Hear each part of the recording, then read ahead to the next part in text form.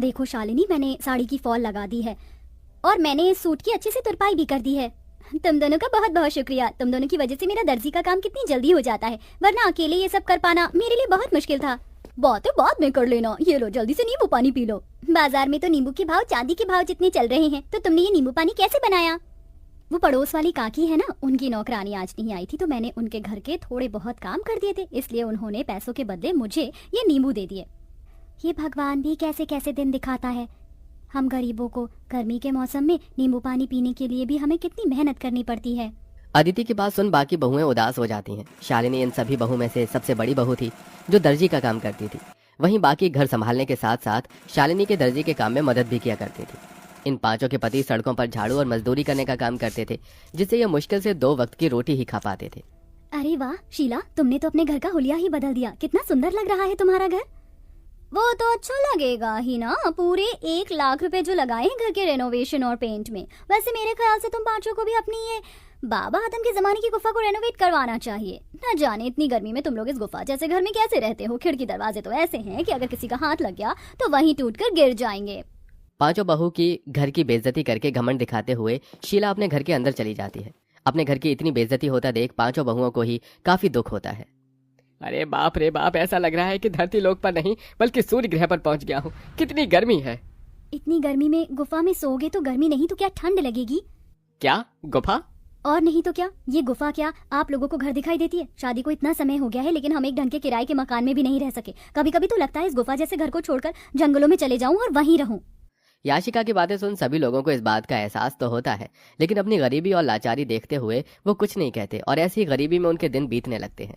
अमृता, अगर तुम ना होती तो इतनी गर्मी में हमें ये ठंडा पानी पीना भी नसीब नहीं होता। जमीन ठंडी रहती है ना, इसलिए मैंने पानी के मटके रखना शुरू कर दिया था ताकि कड़ी से कड़ी गर्मी में भी हमें ठंडा पानी मिल सके।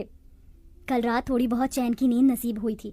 वैसे ये कपड़ा गीला कर ओढ़ कर सोने का आइडिया सच में कमाल का निकला। अब तो मैं रोज ऐसे ही सोऊंगी। पांचों बहुएं हमेशा अपने ऐसे छोटे मोटे जुगाड़ से गर्मी से थोड़ा बहुत बैक लिया करती थी। शालिनी देखो ना, मेरी साड़ी फिर से फट गई, इसे सिल दो।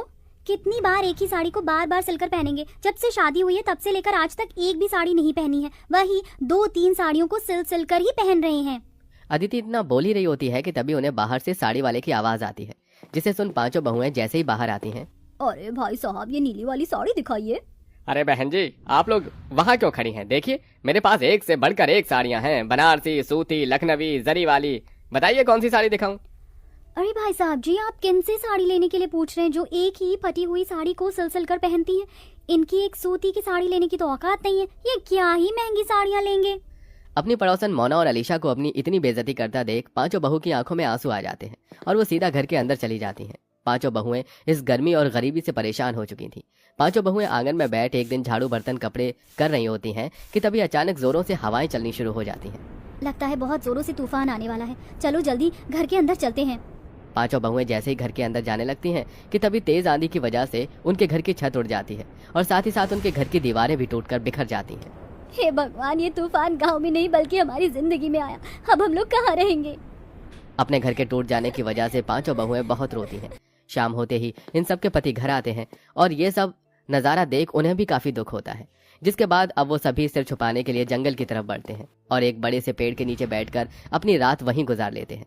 जहाँ ये सभी लोग रहते थे वहां पर एक बड़ी सी नदी भी बनी हुई थी जो तूफान की वजह से काफी गंदी हो गई थी, जिसे देख पांचों उस नदी की सफाई करते हैं और ऐसे ही उनके कई दिन गुजर जाते हैं। कभी कभी तो मन करता है इसी नदी के अंदर कूद कर जान दे दूं, कम से कम इन चीजों से छुटकारा तो मिलेगा। अमृता, ये तुम कैसी बातें कर रही हो? जिंदगी का तो नाम ही संघर्ष है, हम लोग ऐसे हार नहीं मान सकते। शालिनी की बात सुन नदी किनारे बैठी सभी बहुओं की आंखों में आंसू आते हैं। तभी उनके आंसू नदी के अंदर जा गिरते हैं। उनके आंसू जैसे ही नदी के अंदर जाते हैं तो नदी के अंदर एक सुनहरी रोशनी चमकती है और देखते ही देखते उनके सामने नदी की रानी बाहर आती है।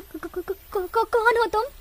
मेरा नाम नंदिनी है और मैं इस नदी की रानी हूँ। तुम पांचों ने मेरी नदी को साफ किया, यहाँ आसपास सफाई रखी और आज तुम लोग बैठकर ऐसे रो रहे हो। बताओ तुम लोग क्यों रो रहे हो?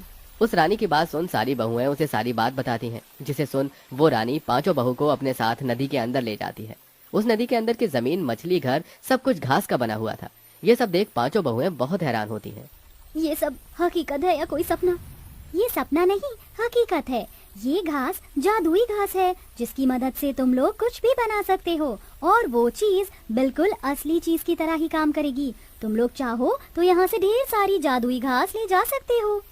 नदी की रानी, आपका बहुत बहुत। पांचों बहुएं उस जादुई नदी के अंदर से ढेर सारी जादुई घास लेकर आती हैं और सबसे पहले उन जादुई घास से अपना घर बनाने लगती हैं। क्या इस घास से हम लोगों का घर बन पाएगा? ये मामूली नहीं, जादुई घास है। नदी की रानी ने कहा था कि इस घास से बनी हुई सभी चीज असली चीजों की तरह ही काम करती है। क्या पता ये घास का घर भी हमारा असली घर हो। पांचों बहुएं कुछ घंटे के अंदर एक बहुत बड़ा सा घास का घर तैयार कर देती हैं, जिसमें वो पांचों अलग अलग कमरे भी बनाती हैं। साथ ही साथ वो बाथरूम और रसोई घर भी बनाती हैं, जिसमें घास का चूल्हा, घास के बर्तन और कमरों में घास का पलंग, कुर्सी। जादुई घास होने की वजह से सारी चीज असली चीजों की तरह बिल्कुल मजबूत हो चुकी थी। मुझे तो यकीन ही नहीं हो रहा कि हम लोग अपने घर के अंदर खड़े हैं, वो भी एक ऐसा घर जो असली घर से भी ज्यादा मजबूत और अच्छा हो। अब तो हम यहाँ आराम से रहेंगे। जादुई घास होने की वजह से हमारा ये घास का घर भी कितना ठंडा है। अब तो यहाँ हमें बिल्कुल भी गर्मी नहीं लगेगी। पांचों बहुएं अपने अपने पतियों के साथ आराम से घर में रहती हैं और ऐसे ही कुछ दिन गुजर जाते हैं। सच में अब तो हद हो गई है। मन कर रहा है ये बची कुची साड़ी ले जाकर फेंक दूं। क्या हुआ अदिति, तुम इतने गुस्से में क्यों हो? गुस्सा ना करूं तो खुशी के मारे नाचूं। उस दिन तुमसे साड़ी सिलवाई थी, देखो आज फिर से ये साड़ी फट गई।